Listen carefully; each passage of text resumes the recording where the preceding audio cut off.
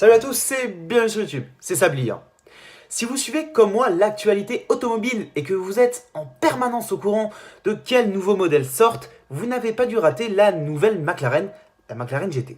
Aujourd'hui, la firme de Woking a présenté la McLaren GT, une version embourgeoisée de la 720S. En gros, la 720S est à la McLaren GT, ce que la 570S est à la 570 GT. Alors, quoi penser de cette auto? Déjà, elle est la deuxième McLaren plus confortable après la 570 GT. La 570 GT, si vous voulez, c'est la même base qu'une 570S, sauf avec des suspensions plus souples et un confort accru, au détriment évidemment des performances. Alors moi, il y a un truc en particulier qui me dérange sur cette voiture, vous allez me dire que c'est un détail, c'est le nom. Il y a deux trucs sur le nom qui me dérangent. La première chose, c'est GT. Vous n'aurez pas pu trouver un truc moins original pour une voiture un peu sportive, je sais pas. Il y a la Bentley Continental GT, la MG GT, la 570, bon elle est de chez vous, GT, la Ford GT, etc. etc. Et je suis sûr qu'il y a encore plein de voitures qui s'appellent GT à part celle-ci. Un deuxième truc qui me dérange sur le nom de cette voiture, ce qu'il faut savoir, si vous ne connaissez pas McLaren, c'est que chez McLaren, depuis un moment, la coutume, c'était de donner le nom de la puissance dans leur auto. Par exemple, il y a la 720S qui fait 720 chevaux, il y a 570S qui fait 570 chevaux, la 600LT qui fait 600 chevaux. Bon, excepté évidemment les modèles d'exception, la Speedtail et la Senna où il n'y a pas la puissance indiquée. Mais la McLaren GT devrait être une voiture de grande série. Donc cette logique n'est pas respectée. Bon, après, il y a peut-être que moi que ça dérange. Après, le fait qu'ils aient pas mis le nom de la puissance dans le modèle de la voiture, c'est peut-être pour montrer au monde entier, bah regardez, nous on s'en fout de la puissance de cette voiture, c'est une voiture qui est suffisamment performante, alors on va pas trop se la péter en mettant le nom de la puissance dans le nom du modèle et on va plutôt appuyer le fait que c'est une voiture confortable. Après c'est une théorie personnelle, vous me direz ce que vous en pensez. Et là vous allez me dire que je pinaille un petit peu, je pinaille pas un petit peu, je pinaille même énormément. Par contre, il y a un truc qu'on peut pas lui enlever à cette voiture, c'est que je trouve que le design est particulièrement réussi. Alors j'ai regardé un petit peu sur les sites tels qu'Aradisiac, les avis des personnes sur le design de cette auto, ils disaient ça ressemble à une 720S, à une 570 GT. Oui, effectivement ça ressemble aux autres modèles de la gamme, mais une identité de marque, ça se fait autour d'un design. Après, il y a des subtilités qui fait qu'on sait reconnaître une 570S d'une 720S. Et oui, moi je trouve cette auto juste réussie stylistiquement, c'est un truc de fou.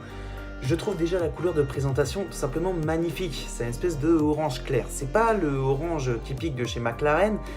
Je sais même plus comment il s'appelle. En fait, je vous marquerai en bas si je trouve l'information. Mais justement, cette couleur de présentation est assez originale et ça permet de mettre un peu du renouveau dans les couleurs de la gamme. J'avais aussi bien apprécié le bleu de présentation de la 720 Spider. Ensuite, ces nouveaux feux plus fins à l'avant et cet avant qui change complètement d'une 720S qui est beaucoup moins radical et beaucoup plus élégant. Et l'arrière, ces feux en meurtrière, je trouve que ça va parfaitement avec la personnalité du véhicule. Un design plus doux pour une voiture plus douce, tout simplement. Par contre, il y a un truc qui me dérange un peu sur ce véhicule, c'est sa motorisation. Effectivement, sachant que McLaren a sorti la 570 GT, qui était censée être la version embourgeoisée de la 570S, comme je vous dis en début de vidéo, et ben je pensais qu'ils allaient conserver la même puissance. Et cette voiture perd 100 chevaux, malheureusement, par rapport à une 720S. Elle développe donc 620 chevaux. Et là, vous me direz que 620 chevaux, c'est amplement suffisant, 0 à 100 km/h en 3 secondes 2, et une Vmax de 326 km/h, ce qui est plus ou moins des performances de Ferrari 458. Effectivement, 620 chevaux, ça suffit. Malheureusement, à l'heure actuelle, la tendance, c'est la course à la puissance, justement. Alors, moi, je vais pas dire que je suis déçu que cette voiture fasse 620 chevaux, parce que je sais pertinemment que je n'ai pas les sous pour l'acheter, mais je sais que certains clients auraient espéré que cette voiture fasse plus de la concurrence à des Ferrari 811 Superfast, qui sont peut-être un peu plus sportives, mais qui est quand même une Ferrari un peu plus confortable que la pure sportive 488 ou la nouvelle F8 Tributo, plutôt que faire de la concurrence aux Aston Martin DB11 qui mettent plus l'accent sur le confort et sur l'élégance que sur la performance. Après, je pense que c'est un choix de McLaren et je le respecte.